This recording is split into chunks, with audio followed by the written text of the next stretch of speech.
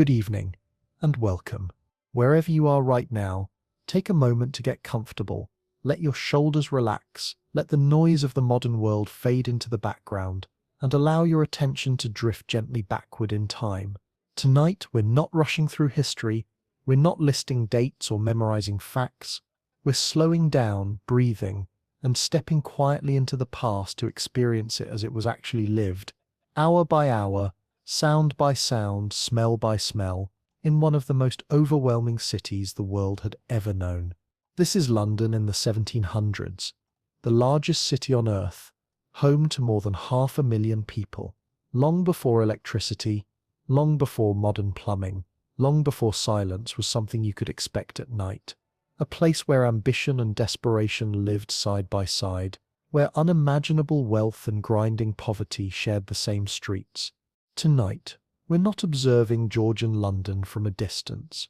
We're living inside it, following one ordinary young person through an ordinary day, because it's in the ordinary days that the true texture of history reveals itself. So settle in, let your breathing slow, and when you're ready, open your eyes into the darkness of an 18th century attic room above one of the busiest streets in the world. Your eyes open into darkness, and for a brief moment, perhaps no more than half a second, you don't remember where you are. Then the smell arrives, not a single smell but layers of it, overlapping and unavoidable, the sharp tang of horse manure rising from the street below, the smoky residue of 1,000 coal and wood fires, something sour and rotting lingering in the gutter outside, and beneath it all the heavy, unmistakable scent of unwashed human bodies, including, very likely, your own. This is London. The year is 1740, and you are Will Marsden, 17 years old, lying on a straw-stuffed mattress in a cramped attic room above your master's shop on Cheapside, the busiest commercial street in the city, and possibly the busiest street anywhere in the world. 6 months ago, you arrived here from a small village in Essex with 2 shillings in your pocket and a letter of introduction, leaving behind fields, hedgerows, and a life where every day looked much like the last, and stepping instead into a city so vast and noisy that it still feels unreal when you wake up each morning. Church bells are already ringing, not one church but dozens, their sounds overlapping into a constant metallic chorus that rolls across the rooftops, and the nearest bells belong to St. Mary Marylebone, whose chimes have marked the rhythm of London life for centuries, defining identity, time, and belonging in a city that never truly rests. The wooden floor is cold beneath your bare feet as you slide out of bed, careful not to wake Jack, the older apprentice you share the mattress with, a thin boy from the north who snores loudly and kicks occasionally, because in London, privacy is a luxury reserved for people far wealthier than either of you. You splash water onto your face from a ceramic basin, the water cold, faintly brown, and already a day old, carried up from a public pump several streets away, because clean water does not flow into ordinary homes through pipes. It must be fetched, bucket by bucket, waited for, argued over, and paid for with time and patience. Your clothes wait exactly where you left them. A rough linen shirt worn thin at the cuffs, knee-length breeches, wool stockings, leather shoes with buckles dulled by grime, and finally your waistcoat, plain brown, nothing fashionable, but enough to mark you as a tradesman in training rather than a common labourer, and in London, that distinction matters more than you ever imagined. By the time you make your way downstairs, your master, Edmund Whitley, is already in the shop, arranging bolts of fabric along the wooden counter, a round man with a red face and surprisingly delicate hands, hands that can tell the difference between Dutch and Flemish linen by touch alone, and without looking up he tells you, as he does every morning, that you're late. You aren't late, you never are, but you've learned not to argue. Outside, Cheapside is already coming alive. Shutters opening, carts rolling past, vendors shouting, animals moving through the street alongside people, and London, loud, filthy, immense, and full of possibility, begins another day. You step outside just as the shutters are being folded down into makeshift counters, heavy wooden panels creaking on iron hinges, transforming private shop fronts into open mouths ready to swallow coins, voices, and bodies for the next 14 hours, and the moment you cross the threshold, Cheapside crashes over you like a physical force. There is no gentle transition between indoors and outdoors in 18th century London, no buffer of quiet, because the street is already awake, already roaring, already alive with movement, noise, and urgency. Even though the sun is still low and pale, struggling to find its way between tightly packed buildings that lean toward one another, as if sharing secrets. People are everywhere, not walking neatly in lines but flowing, colliding, stopping without warning, then surging forward again, merchants shouting prices, porters bent nearly double under loads that seem impossible for a human spine to carry, apprentices like you darting between obstacles on errands timed down to the minute, women balancing baskets on their heads with practiced ease, children running barefoot through mud that would turn your stomach if you thought about it too closely. Animals move among them all as if they belong there, horses stamping and snorting, dogs weaving through legs in search of scraps, chickens squawking from crates outside the poultry, and pigs, actual pigs, rooting through the gutters where yesterday's refuse still lies, because in many parts of London, pigs are the closest thing the city has to sanitation. The gutter itself runs down the centre of the street, a shallow channel meant in theory to carry waste away toward the river, but in practice it holds everything: rainwater, kitchen slops, animal waste, human waste, broken pottery, rotting vegetables, and things you prefer not to identify, all waiting for a heavy rain to flush it somewhere else. You learn quickly to walk close to the buildings where the ground is slightly higher, and to keep one eye on the windows above, because someone is always emptying a chamber pot, and not everyone has the courtesy to shout a warning before dumping the contents into the street below. The noise is constant and layered, vendors calling out their goods at the top of their lungs, hot pies, fresh milk, sweet lavender, knives to grind, the clatter of cartwheels on cobblestones, the sharp crack of a whip, the squeal of a pig that's been stepped on, the murmur of thousands of conversations blending into a single restless sound that never fully stops. You move with purpose, because standing still marks you as a target, and already you can feel eyes on you, watching for hesitation, for uncertainty, for that slight country stiffness you still haven't fully shaken, and you make a point of not meeting anyone's gaze for too long. A woman with a basket of oranges drifts close, smiling too easily, her hands moving as she talks, and you know enough now to keep walking, because while the oranges may be real, the distraction is part of the trade, and somewhere just behind you there might be someone ready to test how tightly you guard your pockets. You have no pockets worth robbing. Everything you own is back in the shop, but experience has taught you that desperation does not always calculate risk properly, and London is full of desperate people. As you pass along Cheapside, the sheer scale of it still amazes you, even after 6 months, because back in Essex your entire village might not have held as many people as this single street contains at any given hour. And yet here it is, stretching on and on, shop after shop, trade after trade, ribbons and buttons and lace giving way to goldsmiths, then to mercers dealing in finer silks, then to wig makers, because everyone, no matter their station, wants to look like they belong to something better. And at the western end of it all, rising above the chaos, visible even through the haze of smoke and grime, is St. Paul's Cathedral, its massive dome catching the early light, pale stone glowing softly as birds circle the cross at its peak. A reminder that this city, for all its filth and noise, is capable of building things meant to last. When your master sends you on your first errand of the day, collecting a parcel from a supplier near the cathedral, you take the long way without admitting it to yourself, because each time you see St. Paul Say, it still feels unreal, like something dropped into the city from another world.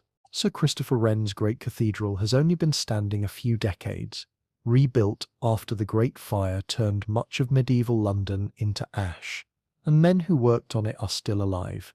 men your grandfather's age, which makes it feel less like ancient history and more like something ongoing, something still unfolding.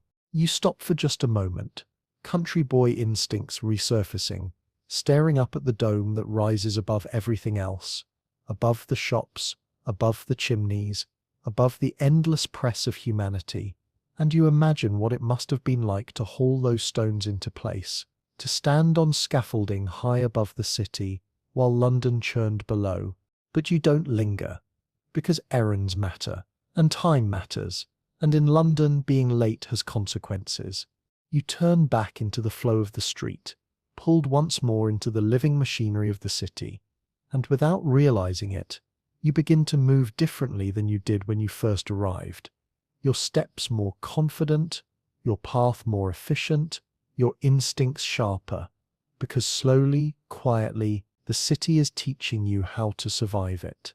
And this is only the beginning of the day.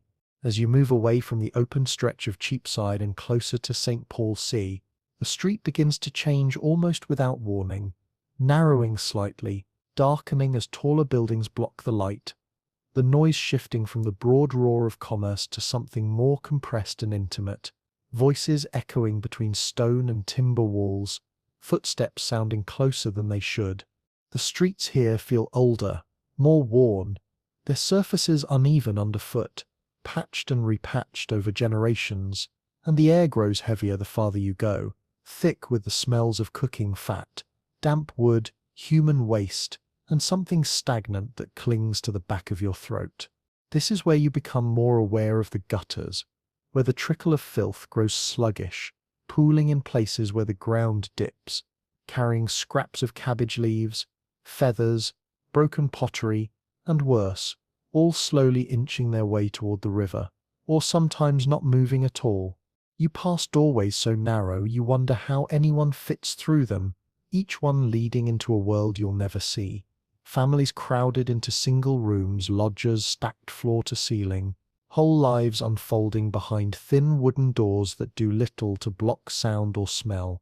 Above you, windows are open despite the cold, because air, even foul air, is better than none, and from one of them a woman leans out, her hair wrapped in a cloth, her voice sharp as she calls down a warning just in time for you to step aside before the contents of a chamber pot splash into the gutter where you were about to walk. You don't flinch anymore. Not really. You just adjust your path and keep going, because reacting too strongly marks you as new, and being new in London is dangerous. The closer you get to the cathedral precinct, the more the crowd changes, fewer animals here, fewer pigs rooting through the refuse, more men in dark coats, clerks and apprentices, carrying bundles of papers or small parcels, their faces set with purpose, because business near St. Paul's tends to be quieter, but no less serious. Printers operate nearby, their shops smelling faintly of ink and damp paper, and booksellers display pamphlets and sermons in their windows, arguments about politics, religion, trade and morality stacked neatly behind glass, ready to be consumed by anyone with a penny and an opinion. Somewhere close by you hear the dull rhythmic sound of a press at work, wood and iron groaning, as it stamps words onto paper, spreading ideas through the city faster than any person ever could. You collect your parcel without incident, a bundle wrapped in oiled cloth to protect it from damp, and tuck it carefully under your arm, already thinking about the route back, because routes matter, and the wrong turn can put you in places you don't want to be. Instead of retracing your steps, you cut through a narrow alley to save time, the walls pressing in close enough that you can touch both sides if you stretch your arms, the light dim, even though it's still morning, and here the smells are strongest of all, trapped and concentrated, refusing to dissipate. A man leans against the wall ahead of you, not quite blocking the way but not moving either, his hat pulled low, his posture loose in a way that sets your instincts humming, and without breaking stride you adjust your course slightly, keeping just enough distance to pass without contact. He watches you go, says nothing, and when you glance back a few steps later, he's already gone, melting into the maze of passages behind you. Your heart rate slows gradually as you emerge back into a busier street, reminding yourself that nothing happened, that this is normal, that London is full of moments like this, small tests that pass without incident if you move correctly. By the time you return to Cheapside, the street is in full motion, the morning rush well underway, customers pressing into shops, voices rising, coins changing hands, and your master barely glances up as you deliver the parcel and take your place behind the counter. Your hands move almost automatically now, measuring ribbon, counting pins, wrapping purchases in brown paper and tying them with string, while your ears learn to filter the noise, focusing only on what matters: a customer's voice, the clink of coins, your master's instructions spoken quietly but firmly. Somewhere nearby, a church clock strikes the hour, its sound cutting through the chaos for just a moment, reminding everyone that time is still passing, even in a city that feels suspended in constant motion. Your feet already ache, your shoulders feel tight from leaning over the counter, and yet there is a strange satisfaction settling in, a sense that you are part of something vast and humming and alive, even if your role is small. And as the morning stretches on, you begin to realize that surviving London isn't about bravery or strength so much as learning its rhythms, knowing when to move, when to pause, when to speak, and when to stay silent. Outside, the city continues to surge and breathe around you, and the day is still young. As you drift away from the broad, restless expanse of Cheapside and move toward the area around St. Paul's Sèvres, the city subtly reshapes itself around you, the street narrowing almost imperceptibly at first, the daylight thinning as buildings rise higher and lean closer, drawing the sound inward so that every footstep, every voice, every creak of wood feels nearer, more enclosed. Here the air seems heavier, less willing to move, saturated with layers of smell that settle into the lungs: damp timber, old grease from cookshops, stagnant water, human waste that has nowhere else to go, and the faint sourness of decay that clings to the stone itself, as if the street has absorbed centuries of living and never fully released it. The gutter beside you is no longer a thin trickle but a sluggish ribbon of refuse, dark and slow-moving, carrying vegetable scraps, feathers, broken crockery, and unidentifiable remnants of yesterday's meals, gathering in shallow pools where the street dips, waiting for rain to decide their fate. Doorways slip past in quick succession, narrow and worn smooth by countless hands, each one hiding a cramped interior where families and lodgers live, pressed together in spaces never meant for so many bodies, their voices leaking through thin walls, their lives unfolding just out of sight. Above you, windows stand open despite the chill, because stale air is worse than cold, and from one of them a woman leans out just long enough to shout a warning, giving you a heartbeat to step aside before the contents of her chamber pot crash into the gutter below, splashing dangerously close to your shoes. You don't startle the way you once might have. You simply adjust your course and continue, because reacting too strongly is a luxury London does not reward, and every day teaches you the same lesson: keep moving, keep your composure, and don't draw attention to yourself. Nearer the cathedral, the crowd subtly shifts again, fewer animals underfoot, fewer wandering pigs, more men in dark coats moving with purpose, clerks and messengers clutching papers or parcels, their expressions tight with urgency, because business conducted in the shadow of St. Paul's tends to be quieter, but never less important. Printers' shops line the streets here, their interiors smelling faintly of ink and damp paper, pamphlets and sermons displayed behind glass, arguments about faith, politics and trade stacked neatly for anyone with a spare penny and a strong opinion, while somewhere behind the walls you hear the slow, steady groan of a printing press at work, stamping words onto paper and sending ideas into the city faster than any messenger ever could. The parcel is collected quickly, wrapped tight against the damp, and tucked under your arm, and even as you thank the supplier, your thoughts are already turning to the return journey, because in London the way you go matters almost as much as where you're going.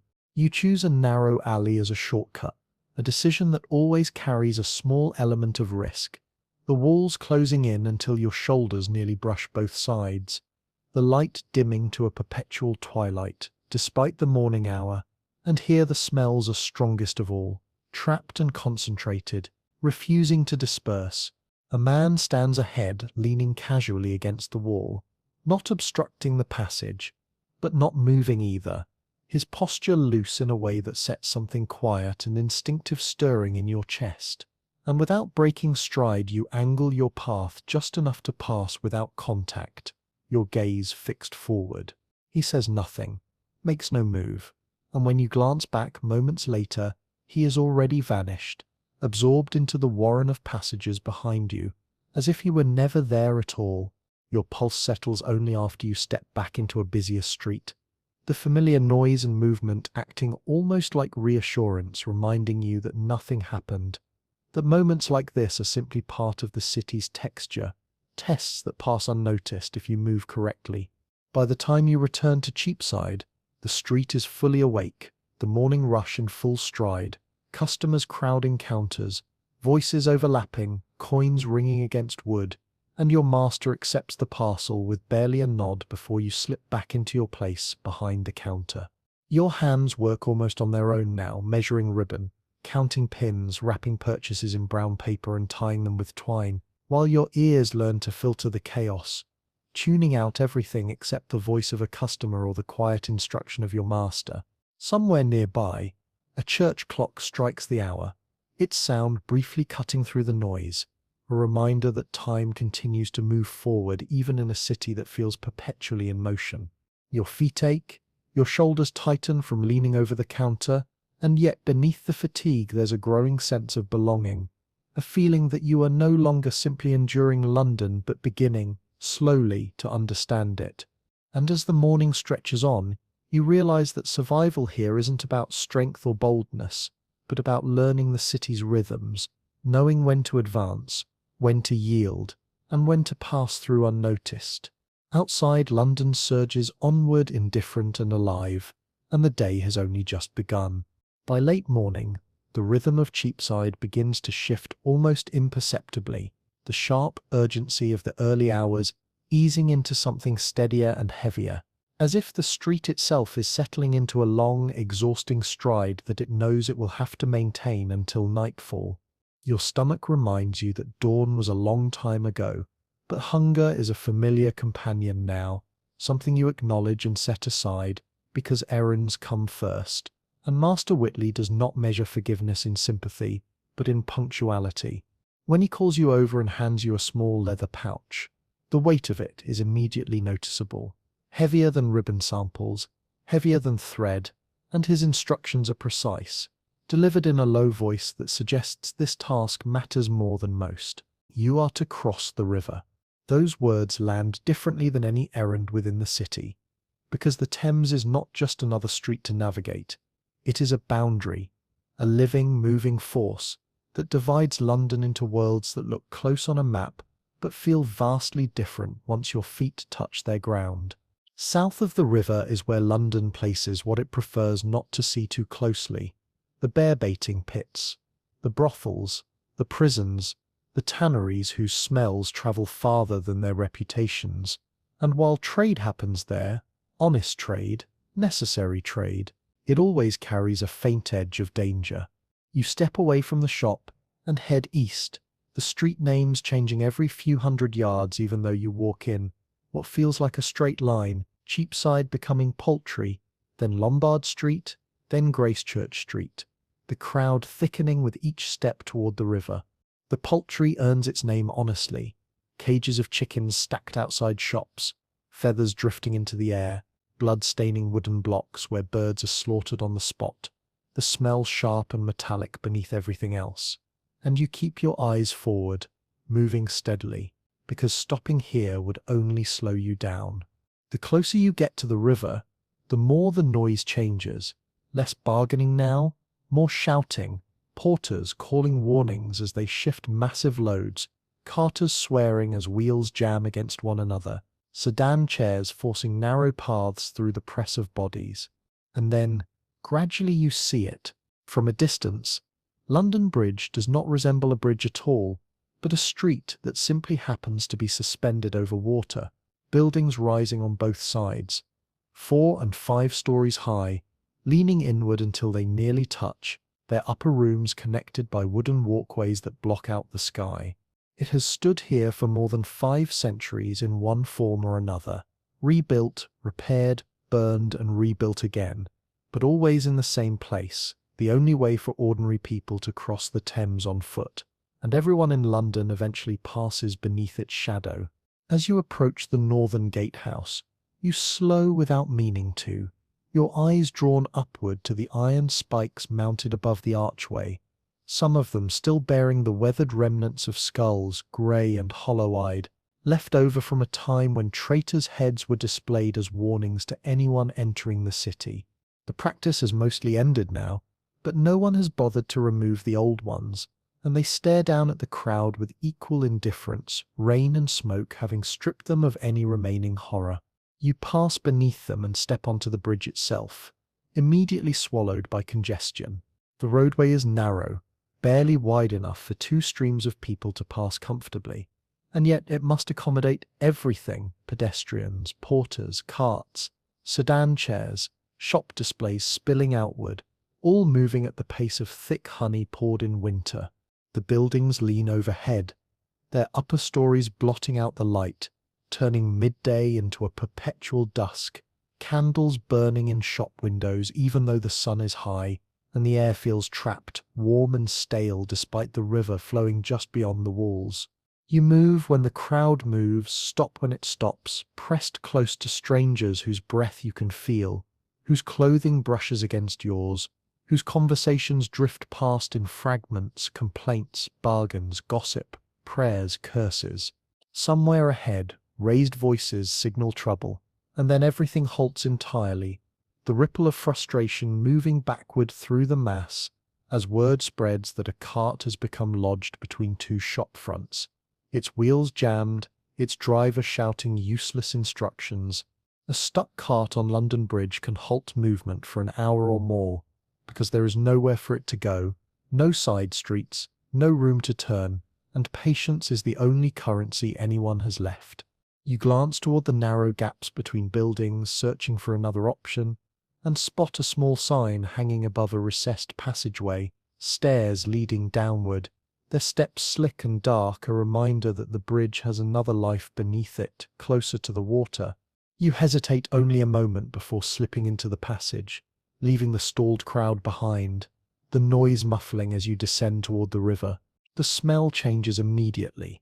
Down here, it is sharper, wetter, alive with the scent of moving water, mud, sewage and wood soaked through with centuries of damp, and when you emerge at the bottom of the steps, the Thames fills your vision.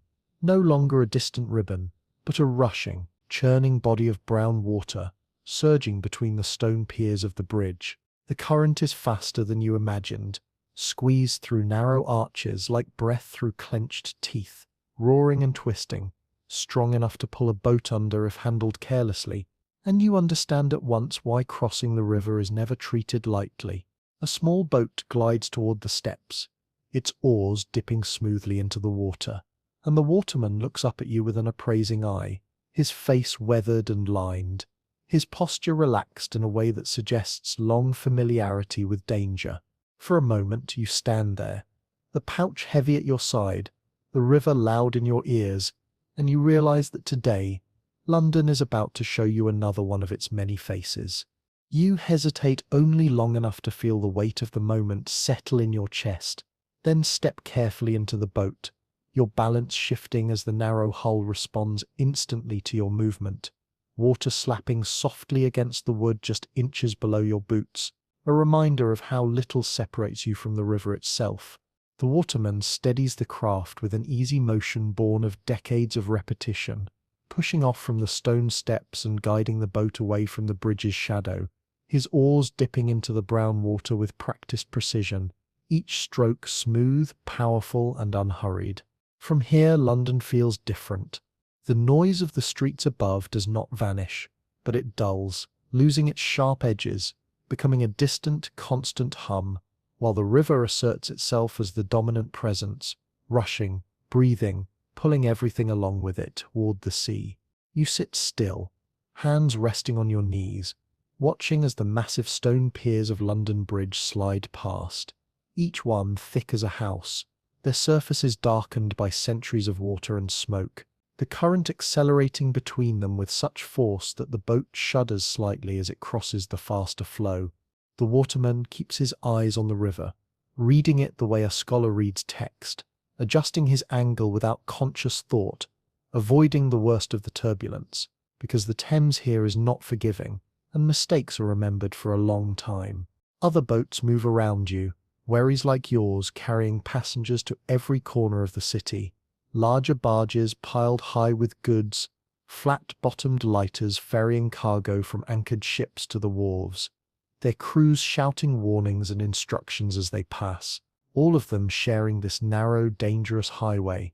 This is London Sip's true artery. While the streets clog and stall, while carts jam and tempers flare, the river keeps moving, carrying sugar from the Caribbean, tobacco from Virginia, tea from China, spices from places you will never see, and people from everywhere, all flowing through this single channel of water. As the boat moves downstream, the city reveals itself in layers. Warehouses loom along the banks, their doors opening directly onto the river, ropes dangling, cranes creaking as they lift crates and barrels, men shouting over the noise of the water, their voices hoarse from years of labor and cold air. The smell here is different too, still unpleasant, but sharper, tinged with salt, tar and wet wood. A working smell that speaks of movement and distance rather than stagnation.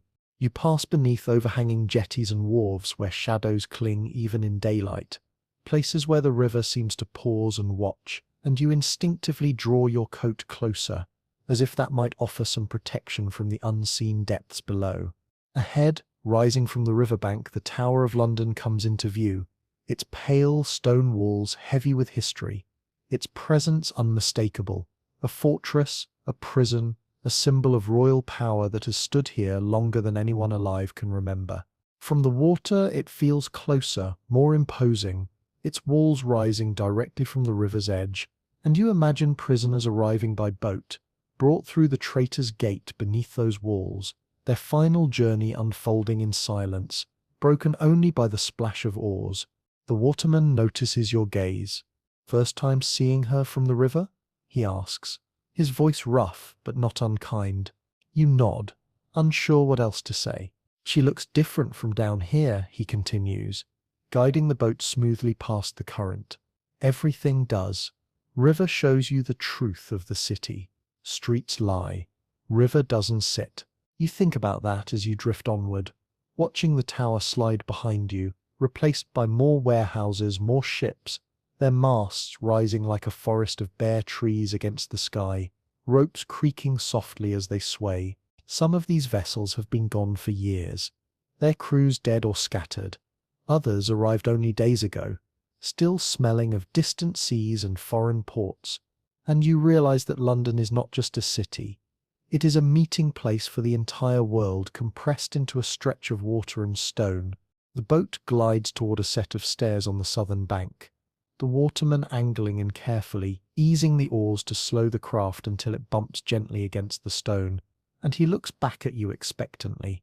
As you step out onto unfamiliar ground, the river still roaring in your ears, you feel a subtle shift inside yourself, the sense that you have crossed more than just water, that you have left one version of London behind and entered another, and this side of the river waits quietly, ready to show you what it holds.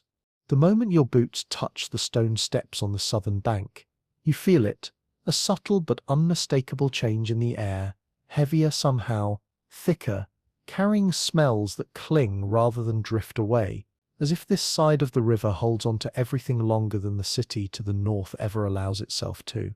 The waterman nudges the boat free again, and is gone within seconds, absorbed back into the moving surface of the Thames, leaving you standing alone at the base of the stairs with the pouch at your side, and the sense that you have stepped into a different London entirely. Southwark has always been this way, a place set slightly apart, close enough to serve the city, far enough to hold what the city prefers not to see, and the streets ahead of you confirm it immediately, narrower, less orderly, their surfaces uneven and slick with damp that never seems to dry. The buildings lean inward with a tired resignation, timber frames warped with age, plaster cracked and stained, and between them drift smells that are sharper than anything north of the river. Tanneries soaking hides in foul vats, breweries venting sour steam, slaughter yards bleeding quietly into the ground, and beneath it all the persistent reek of the river itself. People move differently here. There is less rushing but more watching, fewer merchants calling prices and more faces turned toward you as you pass, eyes measuring, curious but not friendly, assessing whether you are worth their attention or best ignored.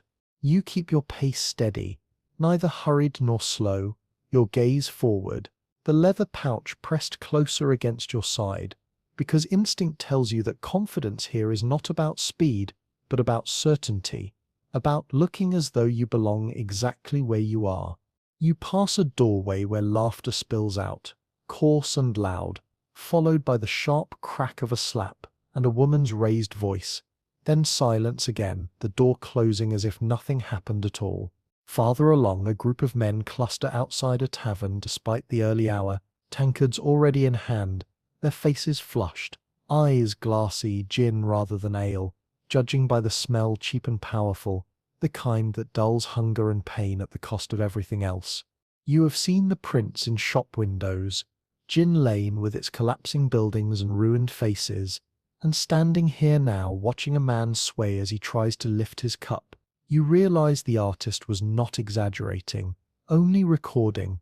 The street bends slightly, opening onto a wider stretch where carts move slowly toward the river, piled high with hides, barrels and refuse, the wheels cutting deep grooves into the soft ground, splashing filth up onto the lower walls of nearby buildings. This is working London, the part that absorbs the city's waste and gives back what it needs to survive: leather for shoes, beer for thirst, meat for hunger, and it does so at a cost that is paid by the people who live here. You reach the shop you're looking for without trouble, a low, narrow building wedged between a chandlery and a tanner, its sign swinging slightly in the damp breeze, and inside the air is thick with the smell of bone and dust. The merchant, Cornelius Pratt, greets you with a thin smile and stained fingers, his eyes sharp and calculating, already aware that you are here to bargain, not merely collect. The negotiation unfolds slowly, deliberately, words chosen with care, prices named and rejected, silences stretched just long enough to be uncomfortable, and you feel the strange focus that comes with it, the rest of the world fading, until there is only the man in front of you and the numbers moving between you. And you finally agree, shaking hands on a price that lands exactly where your master instructed. There is a quiet satisfaction that settles in your chest, small but real. The knowledge that you have done what you were sent to do and done it well. Outside again, the street seems unchanged, still damp, still watchful, but you move through it differently now, a little steadier, a little surer, because each successful errand adds another invisible layer to you, another reason the city has not yet decided to discard you. As you make your way back toward the river, the sound of London Bridge reaches you before the bridge itself, a distant roar of voices and movement, and you know that crossing back will not be any simpler than the journey over. The Thames waits again, patient and indifferent, flowing on as it always has, ready to carry you back into the heart of the city, into noise and trade and routine, into another long stretch of the day. And for a moment, standing there with the smell of Southwark still clinging to your clothes, you realize how easily a life could split here, how one step taken differently, one choice made without care, could strand someone on this side of the river forever. But for now, you turn north again toward the water, toward the city you are slowly learning to survive. The river carries you north again, or rather you carry yourself back toward it, climbing the worn stone steps with a quiet sense of relief, the southern bank receding behind you as the sounds of Southwark soften, and the familiar roar of the city ahead begins to rise once more. The Thames does not care which side you stand on.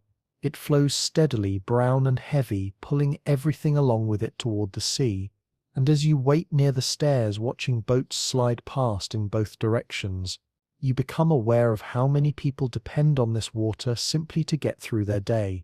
A waterman notices you lingering and drifts closer, his boat nudging the steps with a dull knock, his eyes flicking briefly to the pouch at your side before returning to your face. And after a short exchange and a few coins changing hands, you step aboard once again. The crossing back feels different. Where the journey south carried uncertainty and a sense of entering unknown territory, this return is steadier, more familiar, the river now something you recognize rather than something to be tested by, and you sit quietly as the boat glides across the current, letting the noise of the water smooth the edges of your thoughts. London Bridge looms ahead, its mass-blocking light and sky, its crowded outline unmistakable even from the water. And as you approach, you see the movement above, bodies pressing forward, carts inching along, shop signs jutting out over the roadway, everything packed into a space never meant to hold so much life.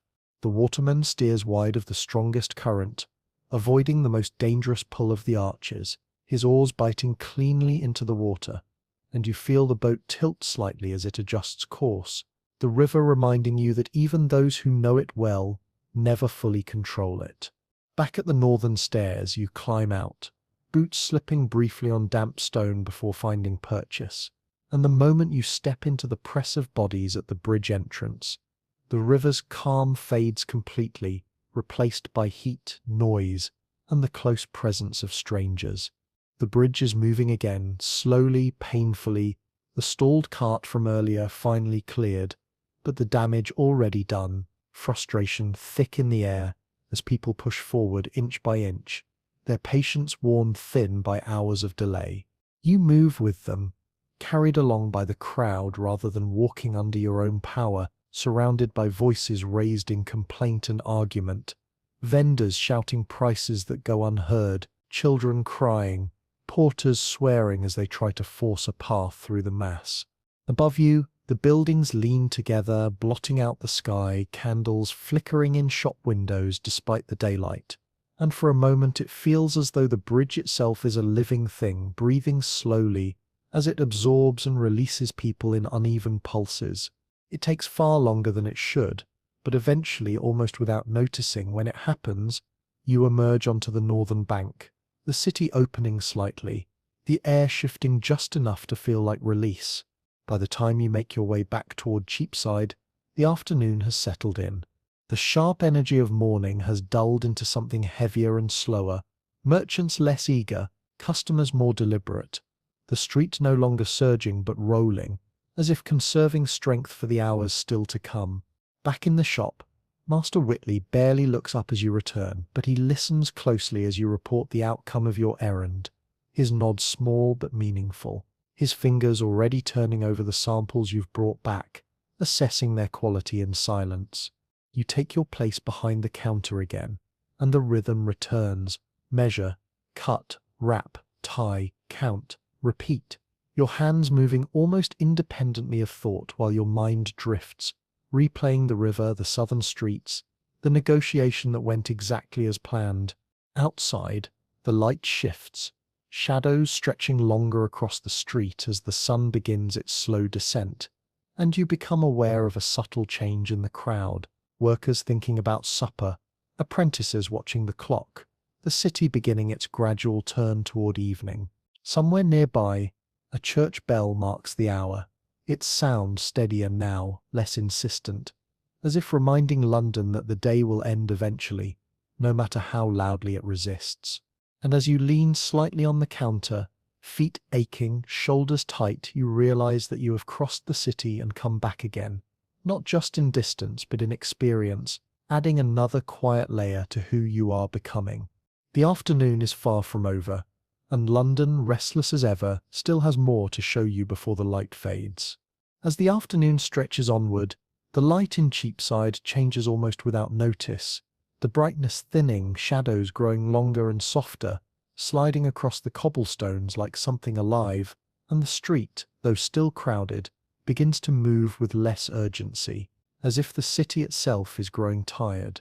Customers still come and go, but their pace is slower now, their voices less sharp.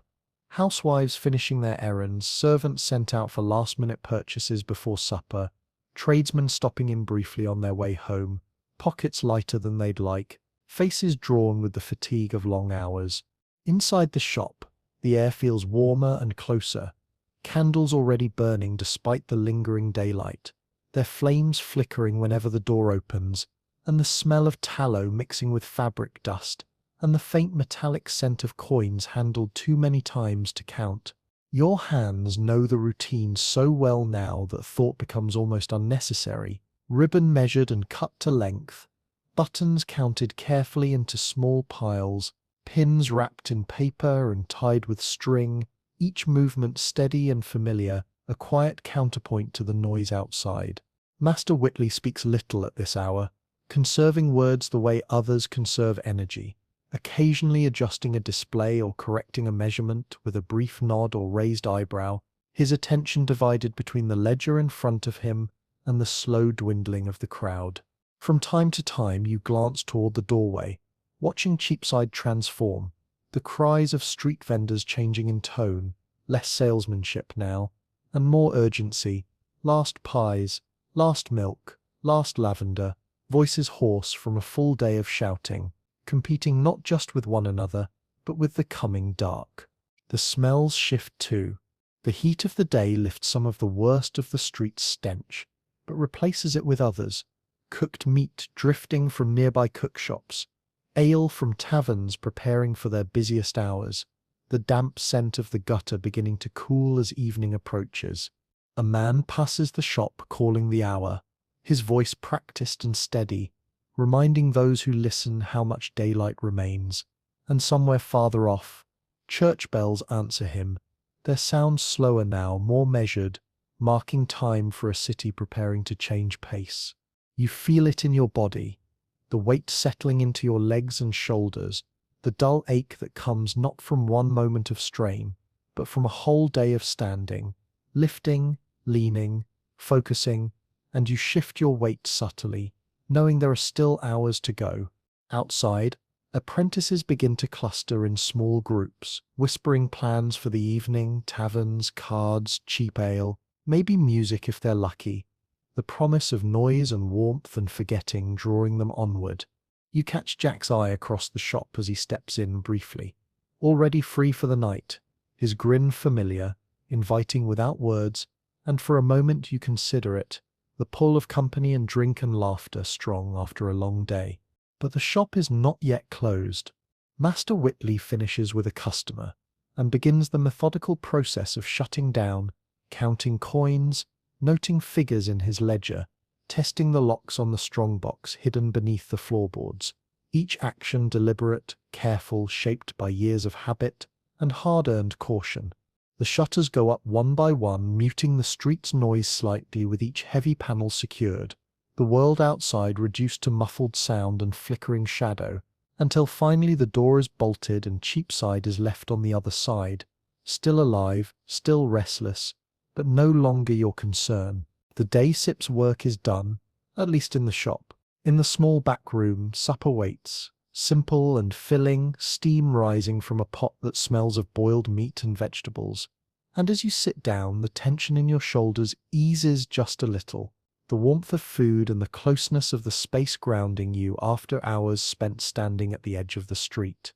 Conversation is minimal, the kind that fills silence without demanding attention, observations about the day, the weather, a customer who haggled too long, another who paid too easily, small details that stitch the hours together. Outside, darkness settles fully now.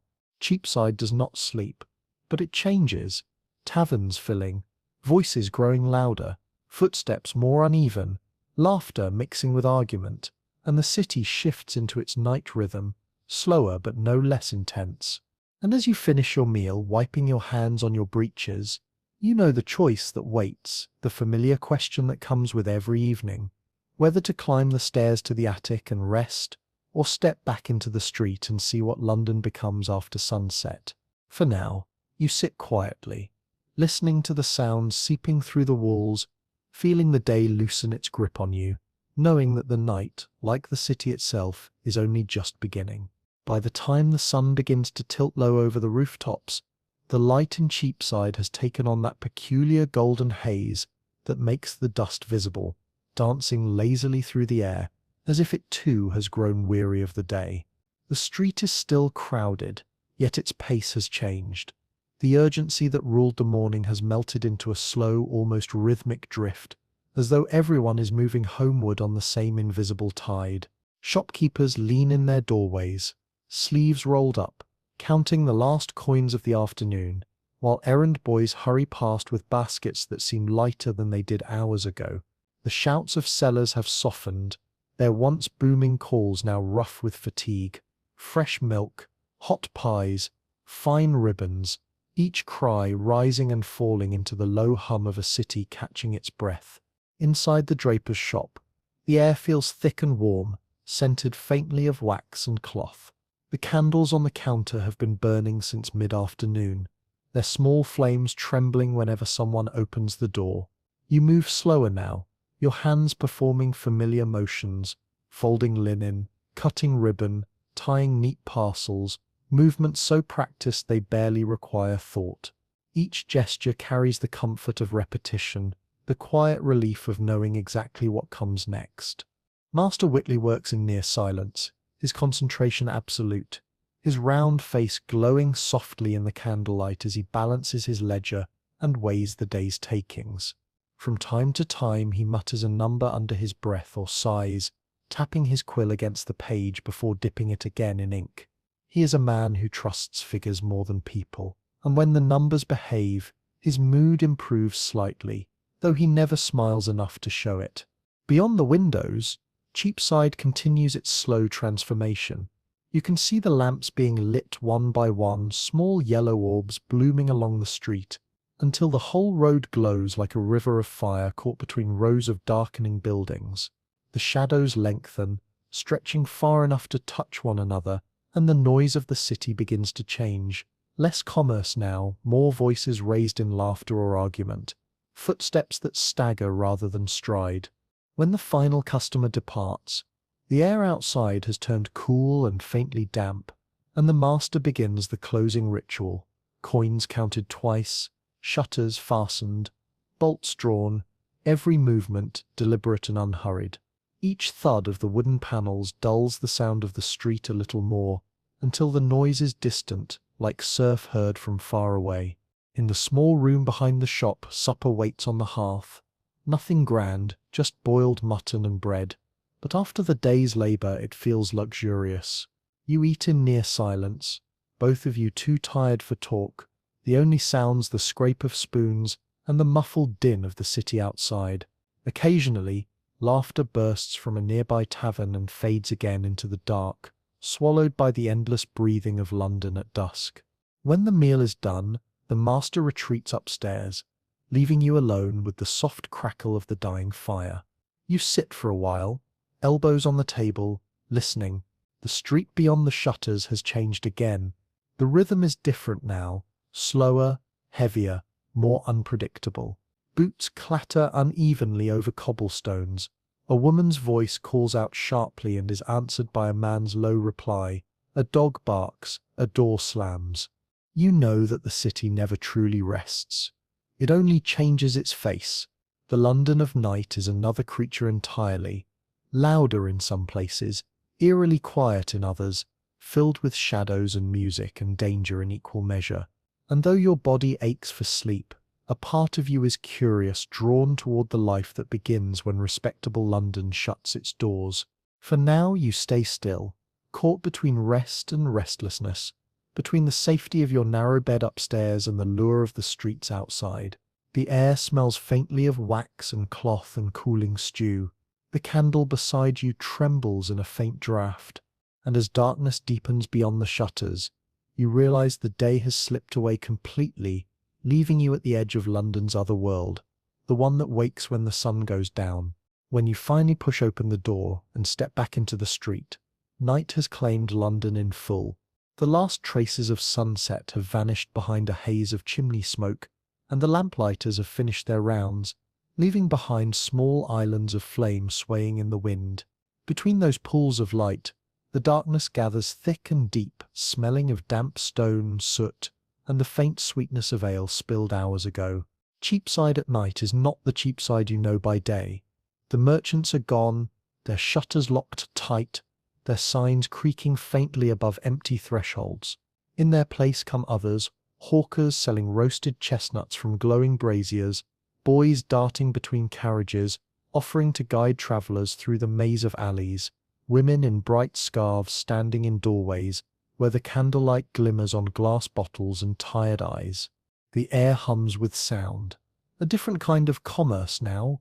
Low laughter, rough songs, a fiddle somewhere far off, the clatter of boots and hooves echoing unevenly down the stones. Jack finds you before long, emerging from a crowd with that familiar grin that always promises trouble. "Come on," he says, jerking his head toward the end of the lane. The Feathers is open, and the ale sips cheap. You follow, drawn more by curiosity than thirst. The tavern door opens on a cloud of heat and noise. Inside, the light is thick and golden, distorted by smoke and the sweat of too many bodies packed into one small room. Tankards slam against tables. Voices rise and fall in bursts of laughter.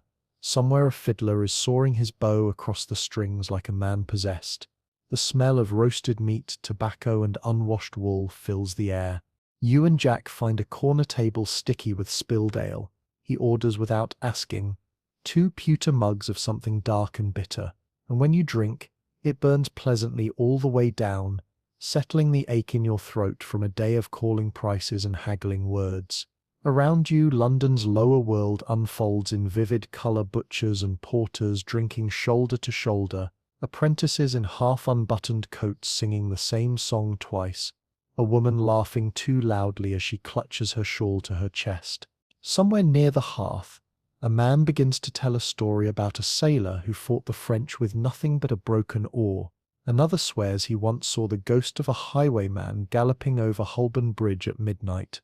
Nobody knows which of them is lying, and nobody cares. The noise is endless, circular, alive, as if the city itself is breathing through these people, keeping them awake so it does not have to sleep. And though the ale is thin and the floor slick with years of spilled drink, the warmth feels almost holy after the chill streets outside. When you finally step out again, the air is cooler and damp against your face. The street glistens with moisture, rain perhaps, or just the breath of the river carried on the wind. The music fades behind you, replaced by the deeper pulse of the night, the distant toll of a church bell marking 10, the faint creak of a carriage axle, a woman's voice singing something soft and lonely somewhere far away. A link boy offers to light your way for a penny. His torch sputters, dripping resin and smoke, and as you follow him down a narrow alley, the light flares on slick walls, on the sheen of puddles, on faces half hidden in the dark. The city feels closer here, pressing in from every side, its breath warm and sour. A beggar sleeps against a doorway, curled beneath a ragged cloak. From a window above, a burst of laughter spills out, followed by the sound of breaking glass. The boy keeps walking, unconcerned, the torchlight flickering wildly across the uneven stones. When you reach the corner near Bread Street, he stops, nods for his coin, and vanishes back into the dark, the small circle of light receding until only the faint glow of a tavern sign remains ahead of you. For a moment you stand still, listening. Somewhere beneath the surface noise, the singing, the shouts, the endless shuffle of feet, you can hear the quieter heart of London, the soft lap of the Thames against its banks, the sigh of wind over the rooftops, the far-off rhythm of hooves on stone. It is a strange kind of peace, raw and imperfect, but real all the same. You start walking again, slowly this time through streets that twist and narrow and open suddenly into courtyards you do not know. Every window glows like a tiny world. Every sound seems both near and impossibly distant. And you realize that in this vast, filthy, beautiful city, you could walk forever and never find the edge of it. By the time the church bells strike 12, London feels like another planet entirely. The same streets, the same houses, the same river, but stripped of their daylight disguise. The air hangs low and cold, thick with the scent of soot and river fog, and the glow from the last tavern windows fades into a dim shimmer, swallowed quickly by the dark. The footsteps you hear are your own, quick and sharp against the cobblestones. Even the noise of the city has changed. What was once a chorus of trade and laughter has become something quieter, stranger, punctuated by a sudden shout in the distance, a cartwheel creaking where it shouldn't, the faint rhythm of hooves echoing off stone like the beat of some unseen pulse. The night watchmen move through the gloom in pairs, their lanterns small beacons that swing with every step, their calls echoing down empty lanes, past midnight, and all's well. They say it every hour, whether it's true or not, as if repeating the words might make them real.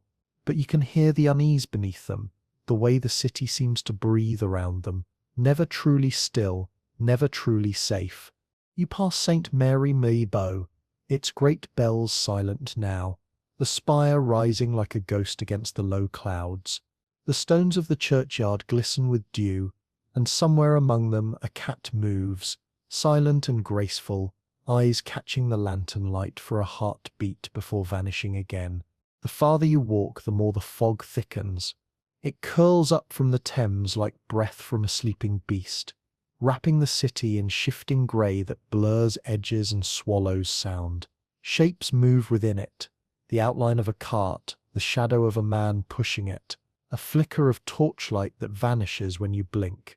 You can smell the river now, that heavy organic stench of mud, smoke, rot, and the faint sweetness of decay. It is a smell you once found unbearable. Now it has become the scent of home. At the bridge, the air feels colder still. The arches loom above you like the ribs of some ancient skeleton, and the wind moves through them with a low moan that could almost be a voice. The skulls on the gatehouse, the ones you saw earlier, catch the torchlight in pale flashes, the bone gleaming wetly from the mist. You wonder how long they've been there, how many faces have passed beneath them without looking up. Below, the river moves in silence.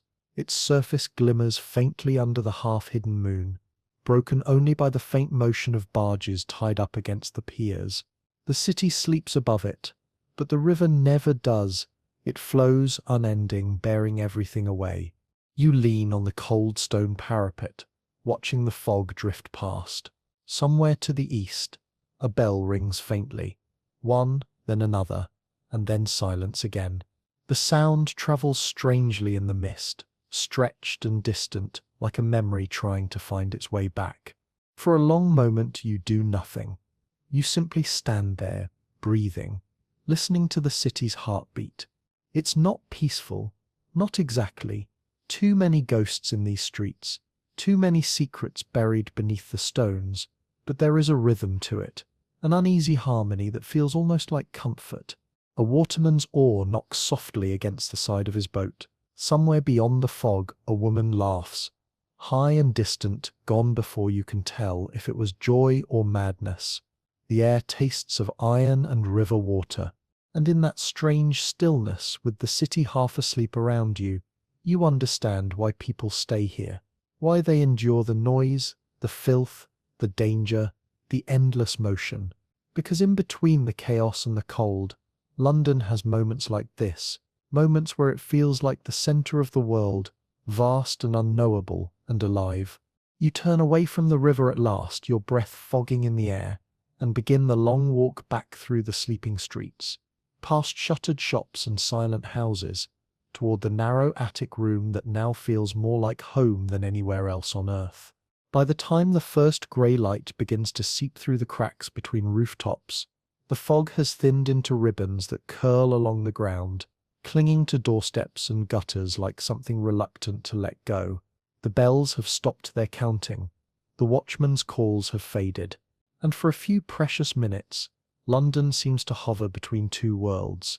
Not quite night, not yet day, a city suspended in its own exhausted breath. You walk home through streets that are slowly remembering themselves. The shutters are still drawn, but behind them you can hear movement, the creak of floorboards, the clatter of pots, the muted cough of someone lighting the first fire of the morning.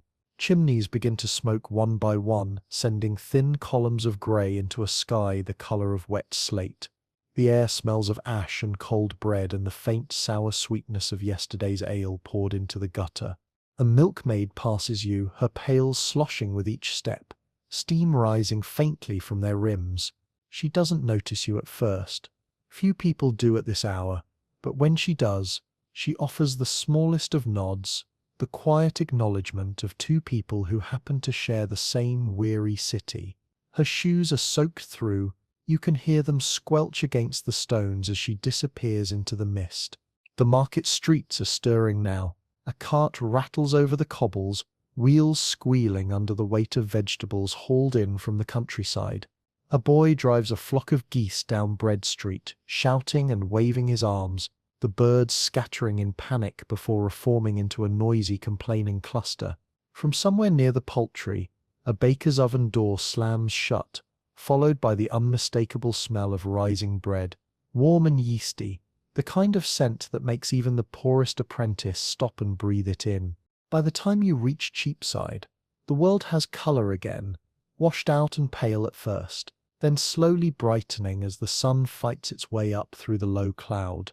The signs above the shops are slick with dew, their painted letters gleaming faintly in the new light. The stones under your feet glisten, each puddle reflecting a sliver of sky, and for a moment you almost forget how filthy the place is, how loud and unforgiving it can be, because in this fragile hour it looks almost beautiful. Master Whitley's shop is still dark when you arrive. The shutters are closed, the street empty, but for a single stray dog nosing through a pile of refuse. You slip through the side door, the one with the loose hinge that only the apprentices use, and climb the narrow staircase up to the attic. The boards creak under your feet, a sound that feels oddly welcoming after the long, cold walk. Samuel is still asleep, curled tightly beneath the blanket, his breath slow and even. You move quietly, easing yourself down onto the straw mattress beside him. The room smells faintly of dust and the river, and the faintest trace of smoke from the fire below. Through the tiny window you can see the edge of the dawn sky, a pale, bruised blue stretching above the rooftops, and a single bird tracing a crooked path through it. You close your eyes. For a few minutes you can still hear the city waking. The rumble of a cart, the cry of a vendor setting up his stall, the distant chime of a bell marking 6 o'clock. Each sound builds upon the next until the rhythm of London returns, steady, relentless, familiar. The same rhythm that carried you through yesterday and will carry you through tomorrow. The same heartbeat you've come to live by. And then, finally, the world begins to fade. The noise slipping away, the ache in your legs softening, the light behind your eyelids dimming. The city will not rest. Not truly. But you can for now. When you wake, the light has already turned white and sharp, flooding through the small attic window and catching every particle of dust in its path. The room feels smaller in daylight, its secrets exposed, the rough plaster walls, the low beams stained dark with smoke, the pile of threadbare blankets folded in the corner. Outside, the noise of London is already gathering, swelling upward through the narrow streets like a tide returning to reclaim the shore. Samuel is gone. His blanket is tossed aside and you can hear his footsteps below, the muffled rhythm of the broom sweeping the shop floor. The smell of baking bread drifts in through the window, rich and comforting, mixing with the sharper tang of smoke from a dozen chimneys. Somewhere down Cheapside a bell rings out the hour, 7, and with it comes the sound of shutters opening, one after another, like a city exhaling after holding its breath all night. You sit up slowly, your body heavy with the residue of sleep, and stretch until your spine pops. The ache in your shoulders from the previous day's labour hasn't faded. It never does, but there's something familiar, almost grounding, in that dull, persistent soreness.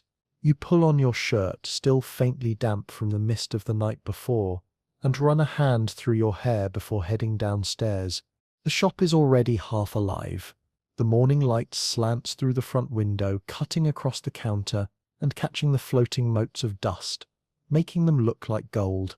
Samuel works quietly with his broom, moving in small deliberate strokes, and looks up long enough to nod a greeting before returning to his task. The master hasn't come down yet.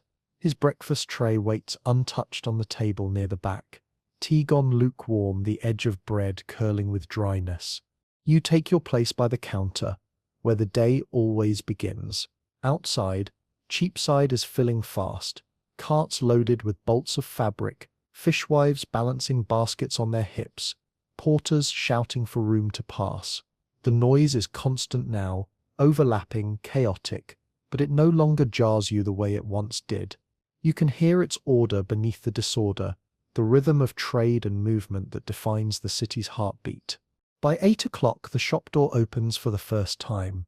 A regular customer, Mrs. Latham, the milliner from across the square, steps in, the hem of her dress darkened by wet cobbles. She smells faintly of starch and lavender, her gloved fingers tapping impatiently against the counter as she recites her list. Lace, thread, pins, 2 yards of blue silk if it's come in. You fetch each item without hesitation, your hands remembering the exact shelves before your mind does. Her coins clink against the wood, the first sound of commerce for the new day, and just like that, the world begins again. By mid-morning, the street outside is unrecognizable from the one you walk through in the hours before dawn. Every stall is open now, every window alive with voices. The cries of sellers fill the air, fresh oysters, hot bread, sweet oranges, and the mingled smells of food and sweat and smoke rise like a living cloud over Cheapside. Somewhere above the rooftops, a line of laundry flutters between 2 chimneys, catching the sunlight like the sails of a tiny ship. The river bells toll faintly in the distance, a reminder that the Thames is moving as it always does, unseen but essential, carrying goods and people and rumour through the arteries of the city.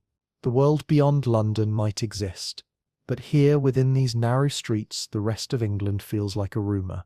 You look out through the window for a moment between customers, watching the swirl of humanity outside. Apprentices running errands, merchants barking prices, beggars crouched near doorways with hands outstretched. A boy chases a rolling hoop down the street until it splashes into a puddle, and his laughter cuts through the noise like something pure and fleeting. It's gone in a second, swallowed by the hum of trade and motion, but it lingers in your mind, a reminder that even in a city built of labour and smoke, life finds moments to shine. Master Whitley appears at last, descending the stairs with the slow precision of a man who knows the weight of every coin he owns. His gaze sweeps the shop, taking in the customers, the order of the shelves, the posture of his apprentices. A fine start, he mutters, mostly to himself, and for once you almost believe it. The day unfolds in its familiar pattern, movement, exchange, repetition. But now, after everything you've seen, the bridge, the river, the fog, the faces of the night, it feels different.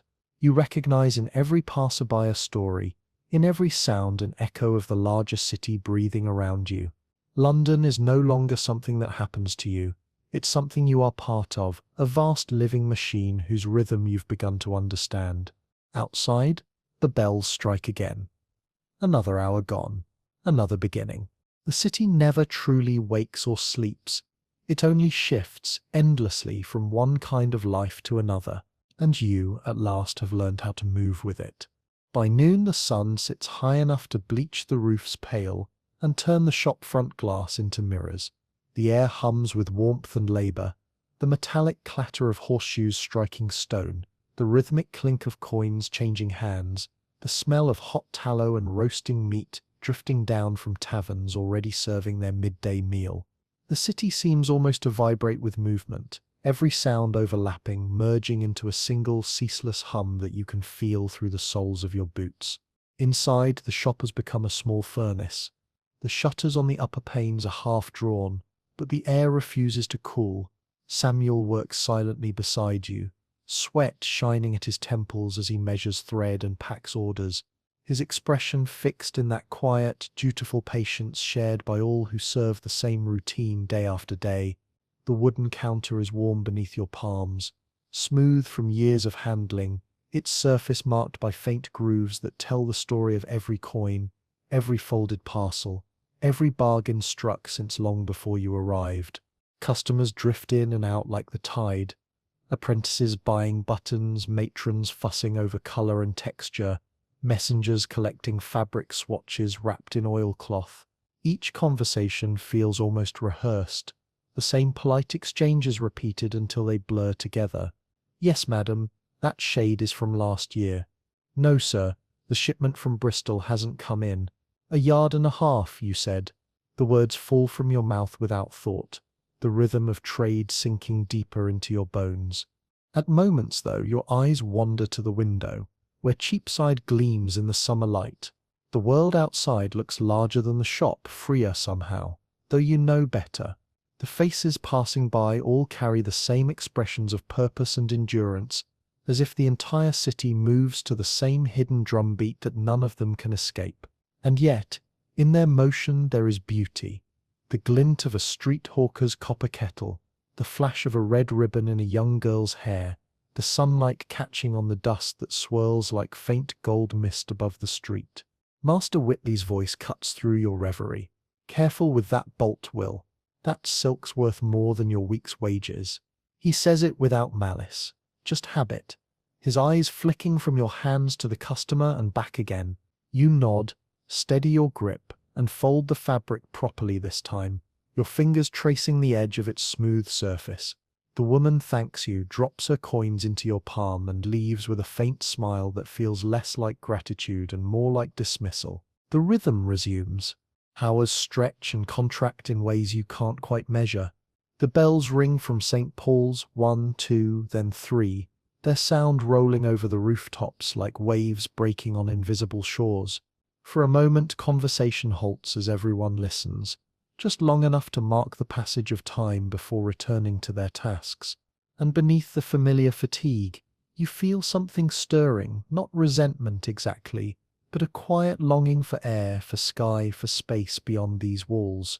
When Master Whitley steps out to deliver an order himself, the shop falls into a rare silence.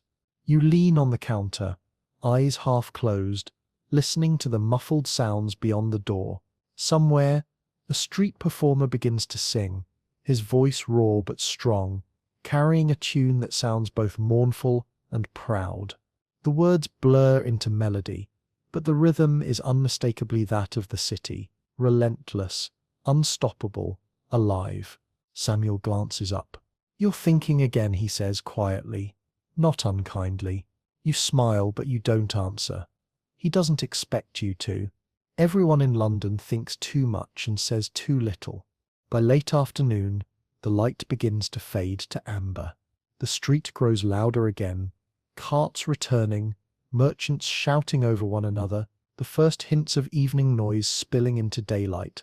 You can already smell supper being cooked in the houses above the shops, onions and smoke drifting through open windows. The shop itself seems to hold its breath, the final customers trickling in before the shutters go up once more. You've lived this day 12 times now, and yet, standing here in the quiet between sales, you know that something subtle has shifted. The city no longer feels like a place you merely survive. It feels like something that has begun to shape you, carving its marks into your speech, your posture, your sense of time itself. You are no longer the boy who arrived half a year ago, blinking at the noise and filth. You are part of the machinery now, and somehow that thought brings both pride and unease. As the bells toll again, faint and distant, you realize that another day has already begun to end, folded into the endless procession of days before and after it. London does not pause. It only turns, endlessly, from dawn to dusk, from work to rest, from silence to noise and back again. And somewhere within that vast, unceasing motion, you are learning what it means to belong. As the day draws toward its end, the light outside softens, shifting from the bright brass of afternoon to the gentle copper of early evening. The long shadows of shop fronts stretch across Cheapside, mingling with the smoke rising from the taverns, and the crowd begins to change. The merchants move slower now, their voices less sharp, their tempers dulled by exhaustion. The carters and porters have begun their return journeys, their wheels leaving trails of mud and straw on the stones. Inside the shop, the air is thick with the scent of dust and fabric, the warmth of bodies and the faint sweetness of the lavender sachets kept between the bolts of linen. You can feel the day's weight in your arms and shoulders, every movement measured, deliberate, done more by memory than will. Samuel sweeps quietly, his broom whispering against the floorboards, while you stack the last of the ribbons, aligning them by colour the way Master Whitley insists. The steady rhythm of small tasks becomes almost soothing, the day's final ritual. When the bells of St. Paul's begin to ring again, their sound rolls like thunder through the narrow streets, shaking loose the pigeons from the rooftops. The deep tones mark 6 o'clock, the hour when most of London's respectable tradesmen close their doors and the city's other half begins to wake. You pause to listen. The bells have a way of erasing thought, of reminding you that time belongs to the city, not to the people who live in it. Master Whitley returns just as the last echo fades, his coat smelling faintly of smoke and horse. He inspects the counter, nods once, and then gestures toward the shutters. That'll do for today. His voice carries the slow weariness of routine, but also satisfaction, the kind that comes from another day completed, another set of accounts that will balance. Together, you and Samuel move through the practiced motions. The counters wiped, the cash box locked, the shutters drawn tight. With each sound of wood and iron settling into place, the shop grows quieter, until the only noise left is the creak of the floorboards underfoot and the faint murmur of the city beyond the door. When the work is done, Master Whitley leaves without ceremony, heading home to the rooms above a grocer's shop a few streets away. Samuel lingers long enough to rinse his hands in the basin, then gives you a tired half-smile before slipping out into the cooling air. The door closes behind him, and for a brief moment you stand alone in the half-dark. The faint glow of a candle on the counter, the smell of cloth and wax and the muffled heartbeat of London outside. You step out into the evening. The air feels cleaner now, though it carries the dense scent of cooking fires and the distant tang of the river. The lamplighters are at work again, moving down the street with their long poles tipped with flame, touching each glass globe one by one until Cheapside glows with a warm, trembling light. The city seems to hold its breath in that moment between day and night, a single heartbeat where everything slows, waiting for the change to come. And then gradually, it does. The tavern doors open. Music spills into the streets, a fiddle, a drum, a rough voice singing a tune about sailors and lost fortunes. Apprentices gather at corners, their laughter bright and reckless, echoing down the alleys. Across the way, the baker's boys carry out the last of the day's loaves, the smell of warm bread mingling with the sharper scent of gin that drifts from the nearby inn. You find yourself walking without purpose, letting the current of sound and smell and motion draw you along. London in daylight is a machine of labour and trade, but at dusk it becomes something else entirely, softer, stranger, more human. The streets seem wider, the faces less guarded. The city exhales. At the corner near the poultry, a street preacher stands on a crate, his voice rising over the din. Repent, for the end is at hand. His words fall like pebbles into a river, swallowed immediately by laughter and argument. A few passers-by stop to listen. Most keep walking. You do too. London has heard the end of the world announced too many times to pay it much mind. You turn toward the bridge as the sky deepens into violet, the faintest stars beginning to appear above the rooftops. The river wind carries a coolness that feels almost clean after the day's heat. Boats drift like shadows under the arches, their lanterns swinging softly, and somewhere in the dark a bell rings again. Not St. Paul's this time, but a smaller one, distant and uncertain, its tone lost among the echoes of the water. Standing there, you realize how little of the city you've truly seen, and how much of it will always remain hidden. Behind every lit window, another story is unfolding, some hopeful, some desperate, most never told. You think of the countless people living and working around you, all caught in the same rhythm of dawn and dusk, of labour and rest. The thought is both comforting and strangely heavy. A cool wind stirs your hair. The lamps flicker. Somewhere, laughter carries across the water. Brief, fragile, bright as glass. And as the sky fades toward night, you understand for the first time that you no longer dream of leaving London. You have become part of its endless turning. One more voice in its great, restless chorus.